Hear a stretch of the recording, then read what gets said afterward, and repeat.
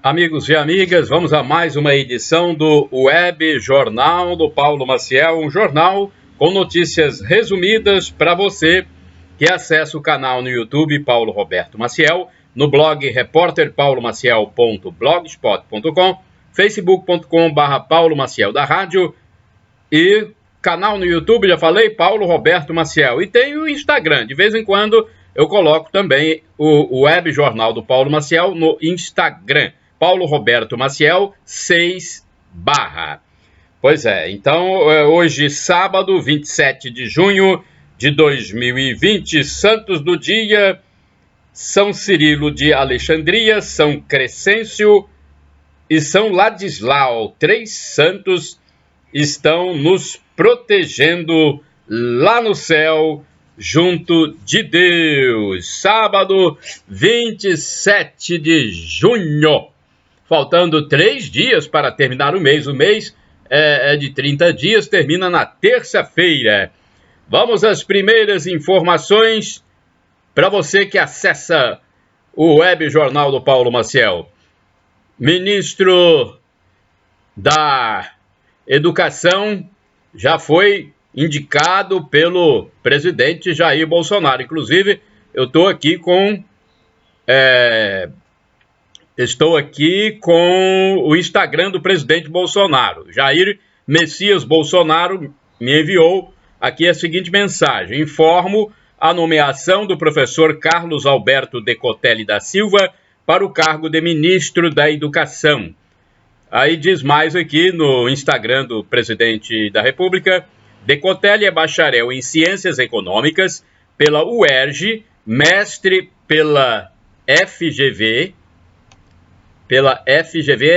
Fundação Getúlio Vargas, doutor pela Universidade de Rosário, na Argentina, e pós-doutor pela Universidade de Wuppertal, na Alemanha. Tem uma foto aqui do presidente com o novo ministro, que vale dizer afrodescendente, o novo ministro, né?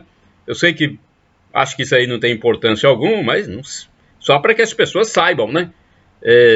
Porque tem muita gente que até fazem acusações injustas ao presidente. Então temos aqui um novo ministro da Educação que é afrodescendente e tem um currículo invejável, né? É isso aí.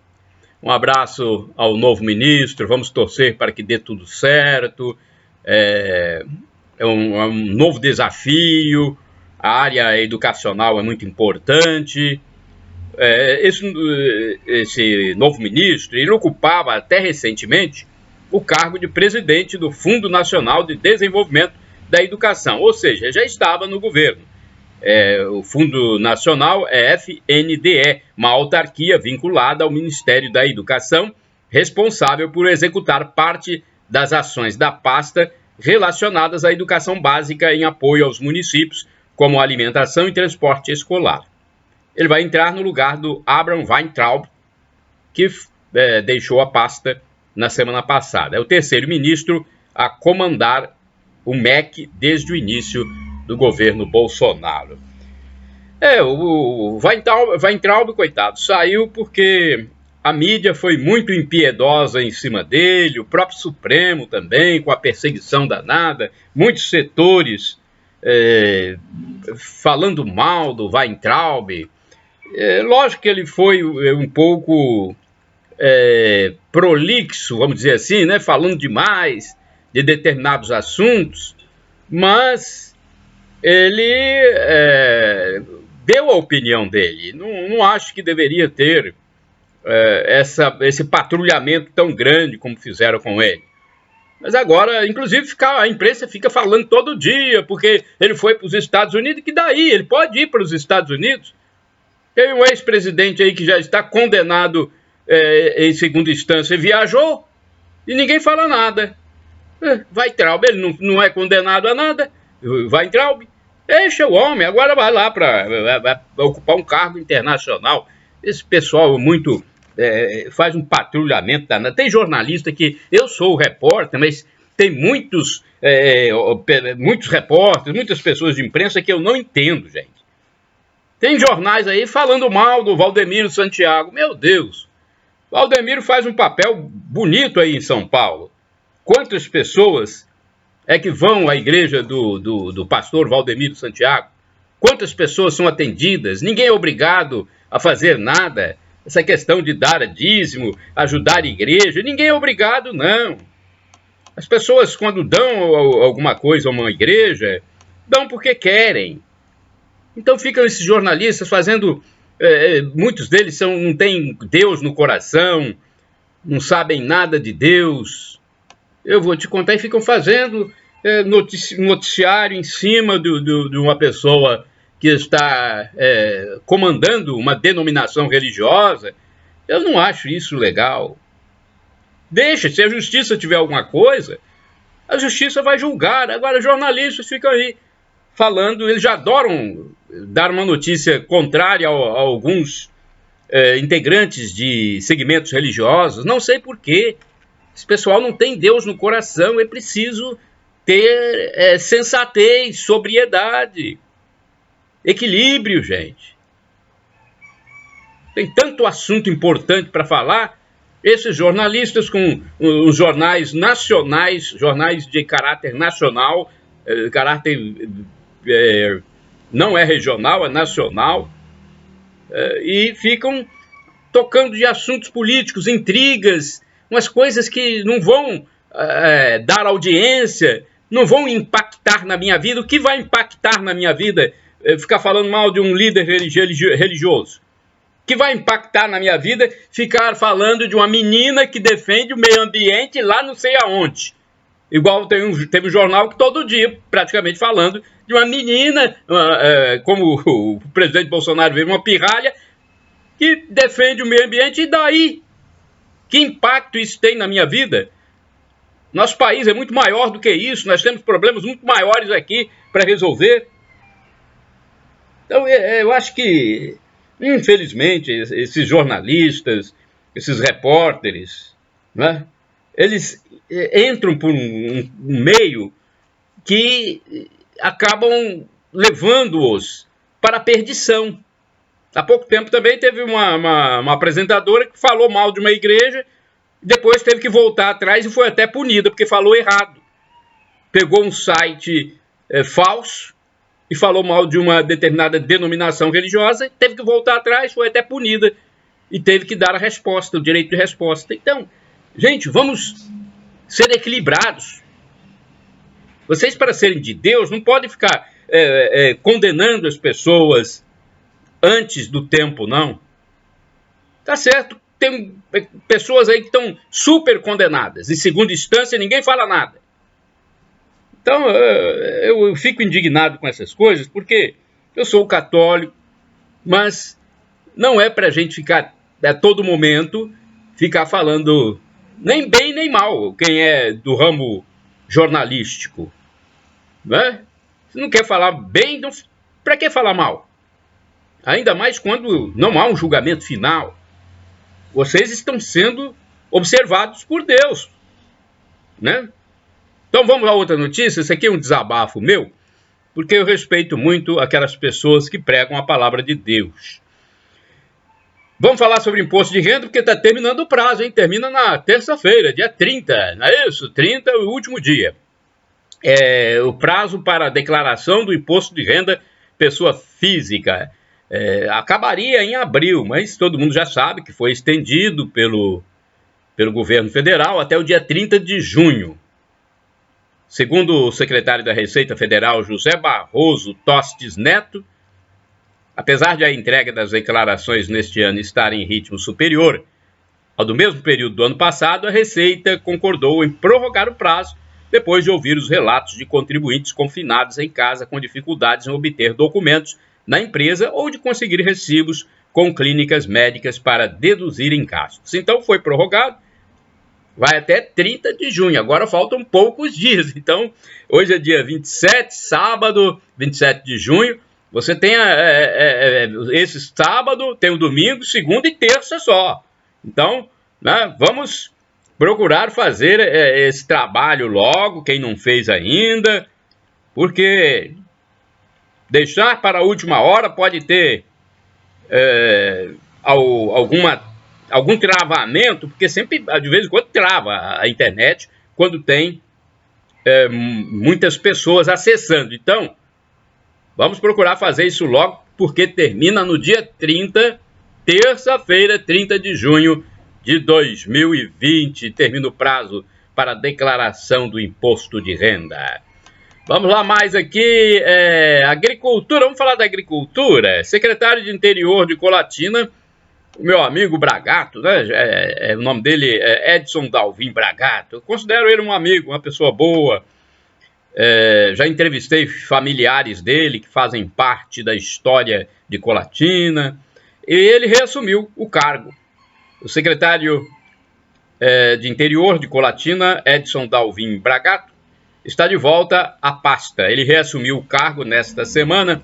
Já está às voltas com ações pelos distritos do município, a fim de atender as comunidades do campo em vista do escoamento da produção agrícola.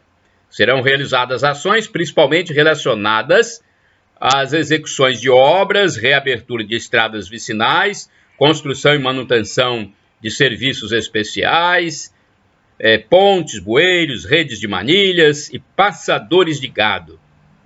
E mesmo diante da pandemia, atingindo o município, atingindo todo mundo, né? A promessa do secretário é continuar com o compromisso, com o cronograma de trabalhos para a conclusão das obras já planejadas. Isso é que é importante. Olha aí, mesmo com a pandemia, os trabalhos continuam e é assim que deveria ser. Toma-se a medida necessária para prevenir, para não abrir guarda para o novo coronavírus, e pronto, vamos trabalhar, gente. Já passou de 90 dias, passou de 3 meses, vamos para o 4º mês com essa pandemia e muita gente numa boa em casa e com medo. O pior é que houve emissoras aí que passaram um medo tão grande, as pessoas ficam grudadas na emissora como se fosse um marionete, teleguiadas. Agora, para tirar esse medo da cabeça das pessoas, é difícil. Então, todo mundo com medo de voltar às aulas, com medo de trabalhar, com medo... Pelo amor de Deus, me parece que esse pessoal não tem Deus no coração. Minha nossa, me desculpe eu desabafar, mas a gente tem que ser mais espiritualizado, mais sensato. Que é isso? Vamos lá. Olha, essa notícia aqui também é muito importante. Aliás, todas as notícias são importantes. Mas esta aqui, olha, atividades não presenciais vão passar a valer como carga horária letiva. Isso está dando polêmica. O governo do estado decidiu.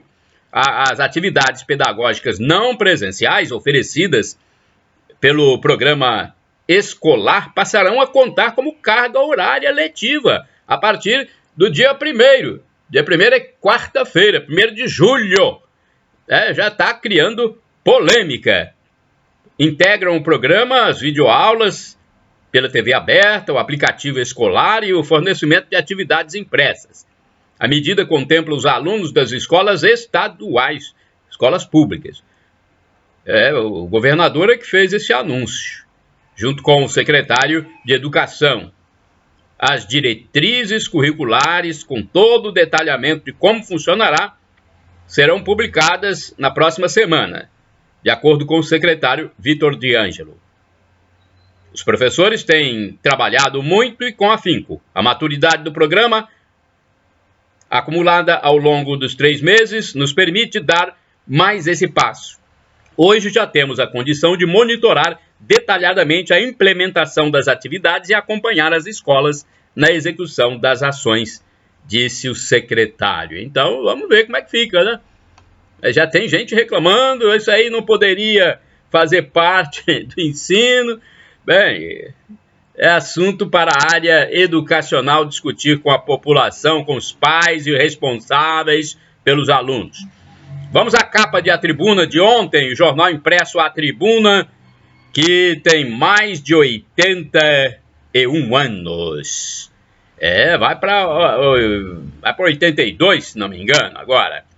Governo anuncia mais 3 parcelas do auxílio emergencial. Valores vão ser de R$ 500, 400 e R$ 300, afirmou o presidente Jair Bolsonaro. Enquanto isso, a terceira parcela do benefício começa a ser paga hoje, no caso, sábado, hoje. Equipe econômica também quer novo programa social no lugar do Bolsa Família. Invenções de estudantes contra o coronavírus.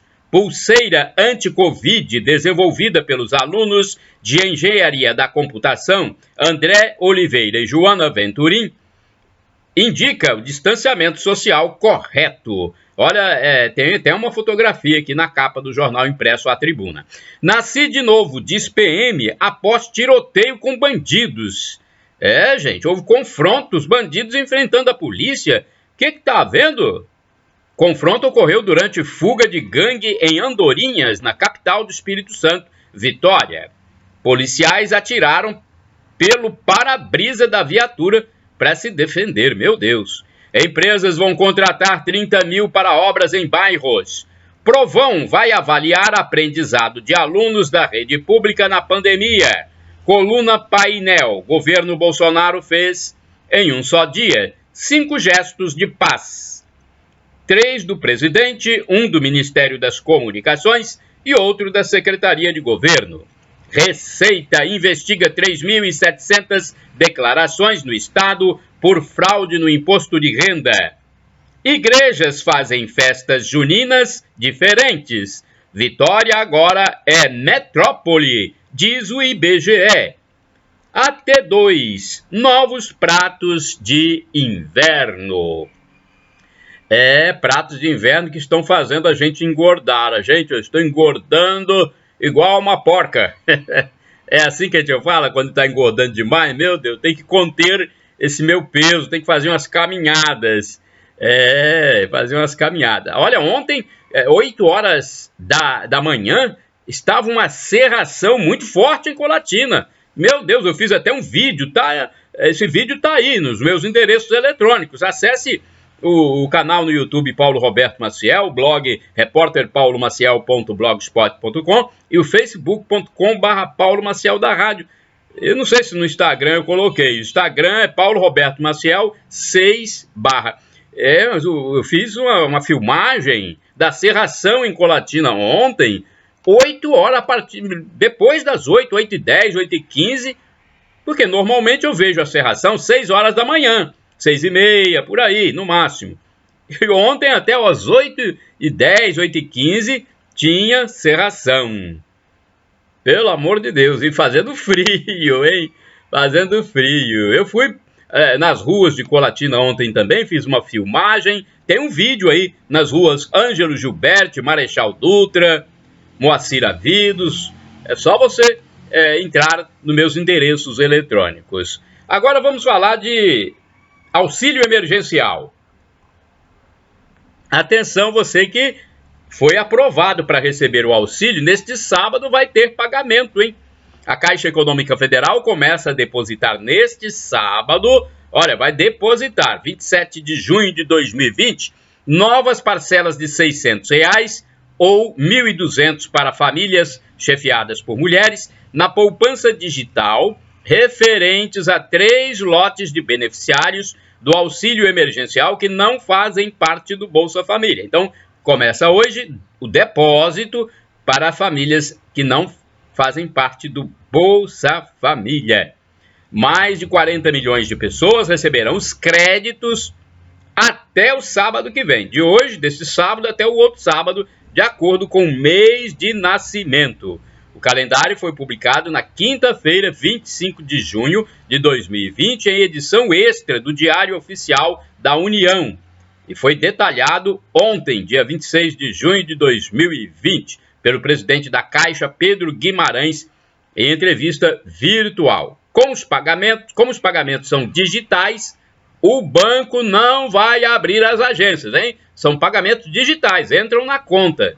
Beneficiários do lote 1, que receberam a primeira parcela até o dia 30 de abril, receberão neste sábado o crédito da terceira parcela. Olha aí, beneficiários do lote 1, serão mais de 19 bilhões e 700 milhões de reais para 31 milhões de pessoas. Também será feito pagamento da segunda parcela para 8 milhões e 700 mil beneficiários do lote 2, aqueles que receberam a primeira parcela entre 16 e 29 de maio, que receberão um montante de 5 bilhões e 500 milhões de reais.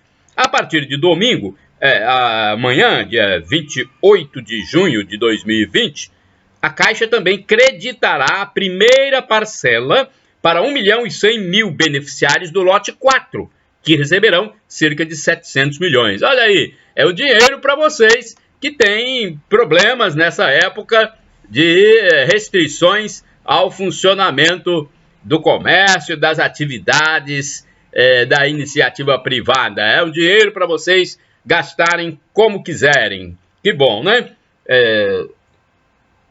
É importante esse dinheiro do governo Bolsonaro, porque evita-se a derrocada do nosso país, com esse isolamento que muitos governadores e prefeitos estão fazendo, que para mim é um isolamento muito forte. Deveria haver uma maior flexibilização, né? Se não fosse esse dinheiro federal, eu não sei o que seria da população e dos nossos queridos amigos comerciantes, empresários, industriais. Seria difícil, hein? Olha outra notícia que eu estou recebendo agora da Agência Brasil. Bolsonaro aciona comporta do eixo norte da integração do Rio São Francisco. O Nordeste recebendo água do Rio São Francisco. Uma foto muito bonita aqui que eu estou vendo é do Alan Santos, da Presidência da República. Olha que foto bonita.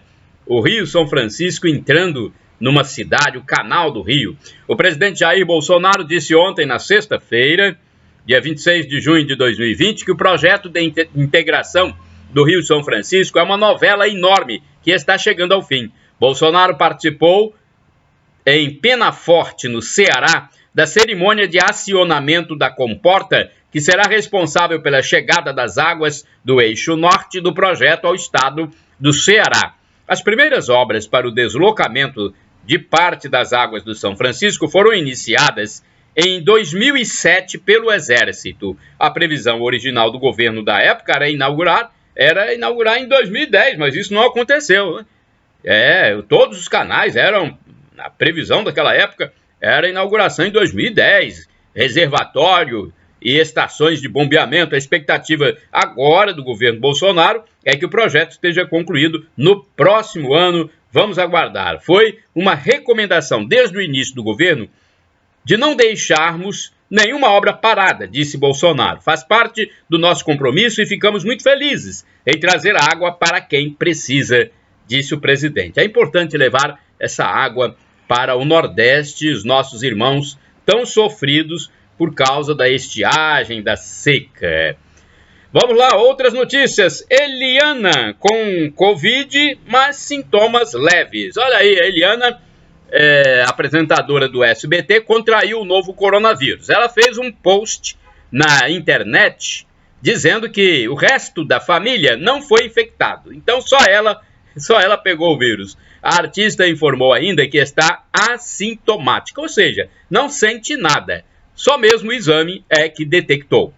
Enquanto isso, o diretor Carlos Alberto de Nóbrega, também do SBT, que tem 84 anos, implora ao SBT para voltar a trabalhar. Olha aí, nem o Carlos Alberto de Nóbrega, de 84 anos, finalmente ele está tomando ciência de que tem que voltar, senão as pessoas vão acabar morrendo de tédio, de depressão.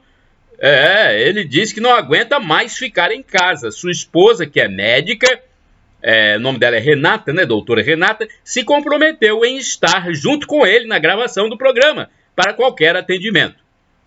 O Carlos Alberto tem choros diários por ficar nesse isolamento que já dura mais de 3 meses, período em que se afastou dos filhos e netos.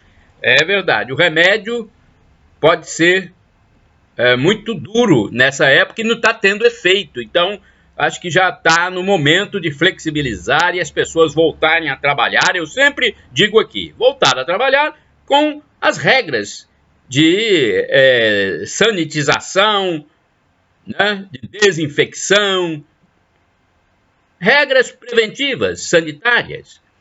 Agora, outra notícia que chamou muito a atenção aqui no Espírito Santo: feto em estação de tratamento. Um feto foi encontrado em uma estação de tratamento. Meu Deus do céu, o que é isso? Foi em Linhares, no município de Linhares, que é vizinho aqui de onde eu estou falando. Eu falo de Colatina, cidade com 122.499 habitantes, segundo o censo 2019 do IBGE. E Linhares fica aqui do lado de Colatina, é uma cidade próxima. De ônibus gasta-se uma hora e pouco, na beira-rio, passando pela orla do Rio Doce. Então, Linhares, com feto numa estação de tratamento.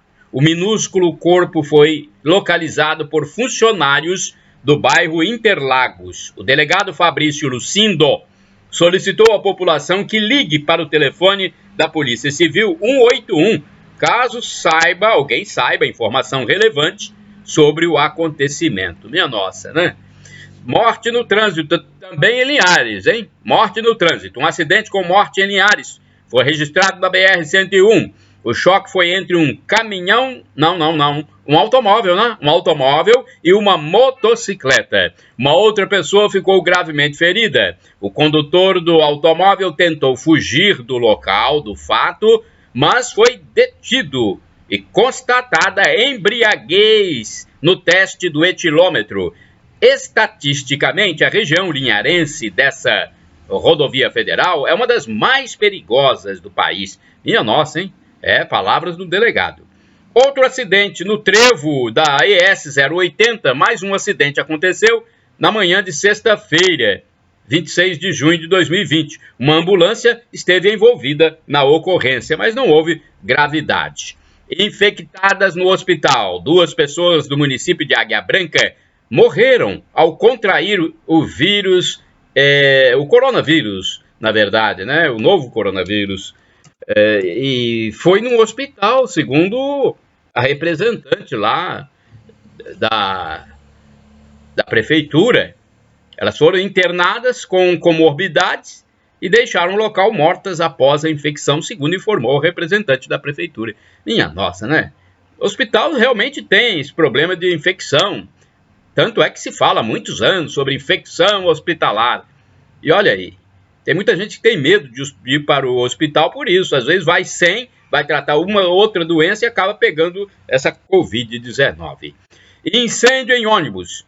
No centro de Soretama, um ônibus pegou fogo durante a noite.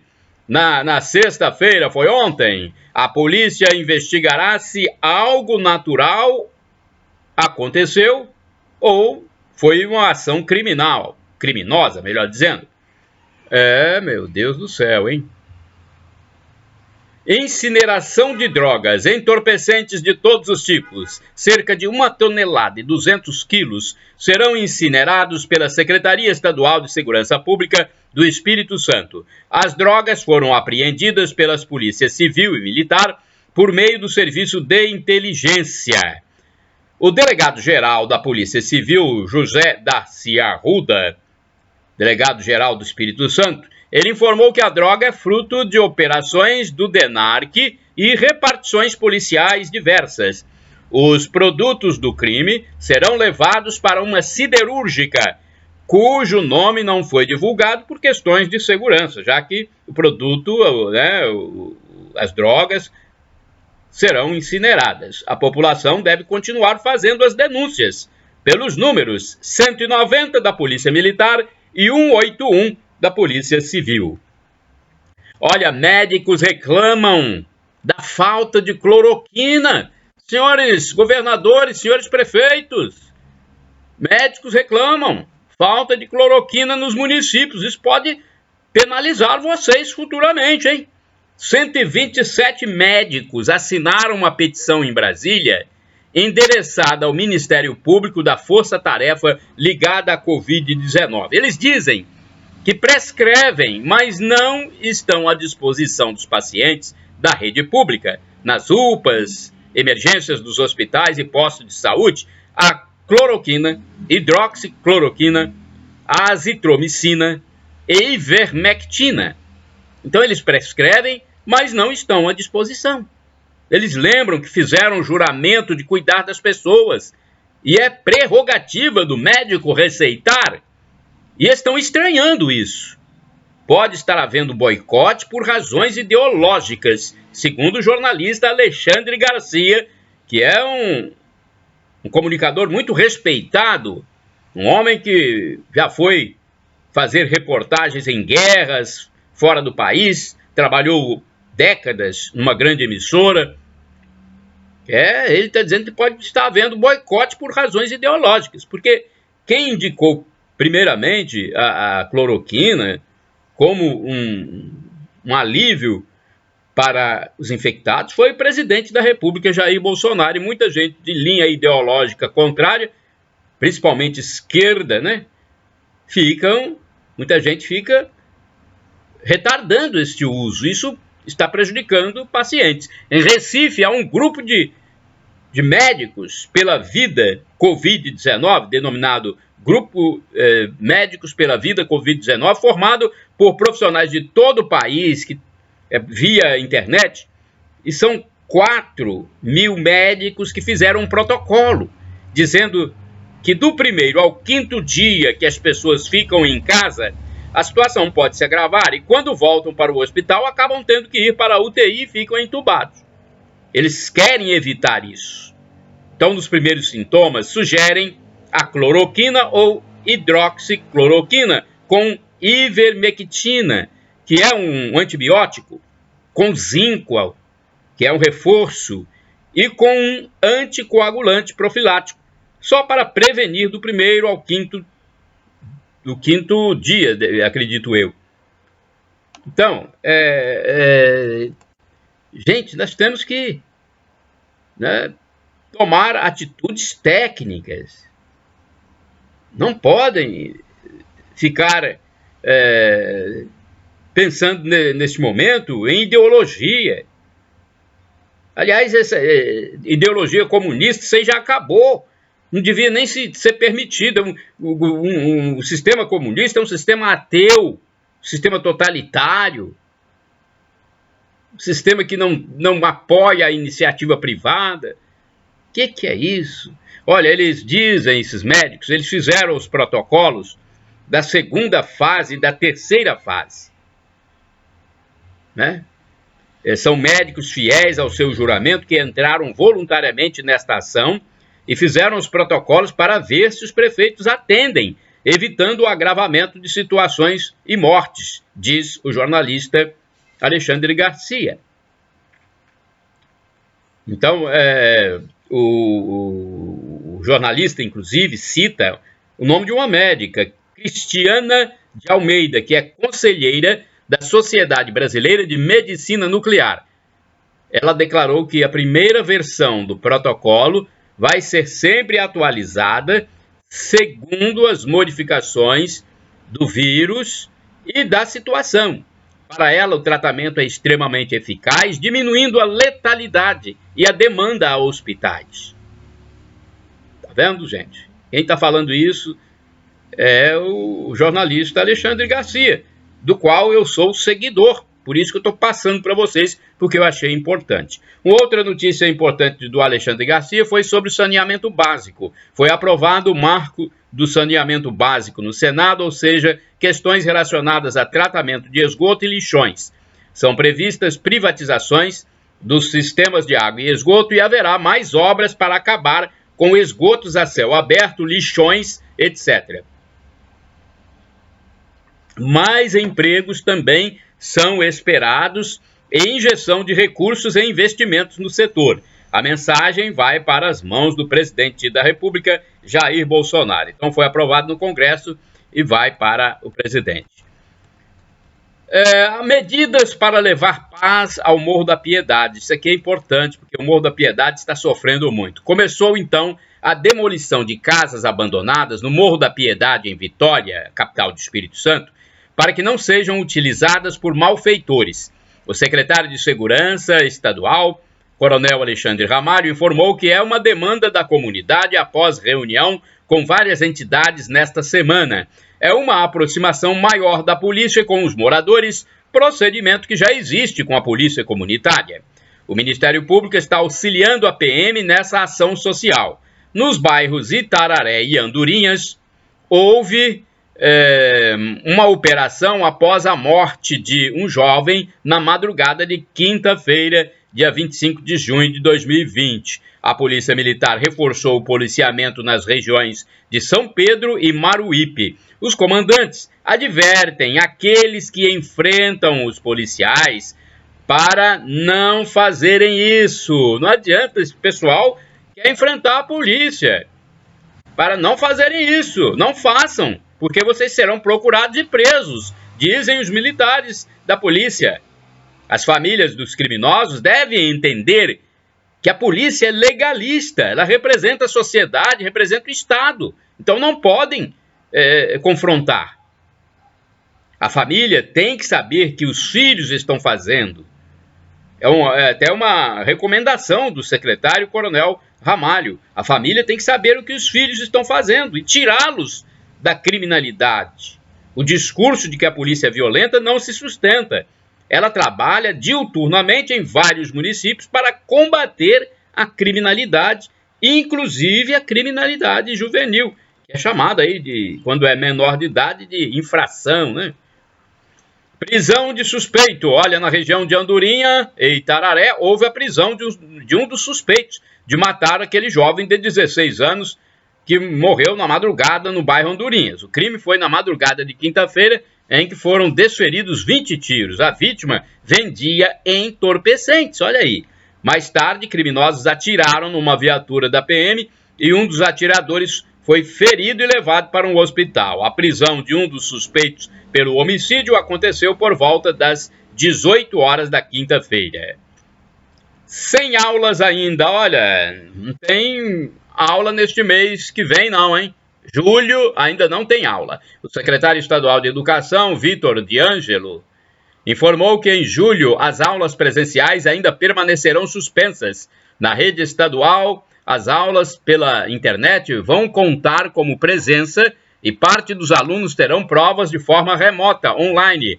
A frequência do aluno passará a ser a devolutiva das atividades que ele está fazendo. O monitoramento de frequência leva à presença ou à falta e poderá causar reprovação. As avaliações diagnósticas serão realizadas em julho para aferir o que foi aprendido pelos alunos no curso de 3 meses. Isso será computado no somatório das 800 horas. Olha, você que está aí na internet, na televisão, tem que apreender, né? Adquirir, tomar posse. Quem não teve acesso à teleaula terá sua situação avaliada com mais critérios, podendo ter aulas de reforço. Então, fique atento a tudo que está sendo passado aí via TV ou aplicativo. Obras ao lado da Avenida Lindenberg. Os bairros Industrial e Planalto, em Vila Velha, receberão obras para ter um melhor acesso à Avenida Carlos Lindenberg. O início dos trabalhos já foi marcado para a sexta-feira, ontem, hein? Foi marcado para começar no fim de semana. A ideia é acessar a avenida com mais facilidade. Então vamos esperar aí o término dessas obras para os moradores terem um melhor acesso a Lindenberg. Vocês que moram no bairro Industrial e no bairro Planalto. Capital do Espírito Santo é metrópole. Vitória passa a fazer parte de um restrito grupo de 15 metrópoles brasileiras. A definição é do IBGE. Goiânia, Belém e Manaus ficaram atrás de Vitória na classificação. Para alcançar a promoção a este patamar, a capital capixaba contou com a influência de outras cidades da Grande Vitória. Não é a Vitória sozinha, né? As outras cidades influenciaram. Recuperação de 2 motos. 2 motocicletas roubadas foram apreendidas pela Guarda Civil Municipal de Vila Velha. O roubo aconteceu em julho do ano passado e só agora os veículos foram identificados como objeto de roubo. O emplacamento era clonado e havia adulteração nos chassis.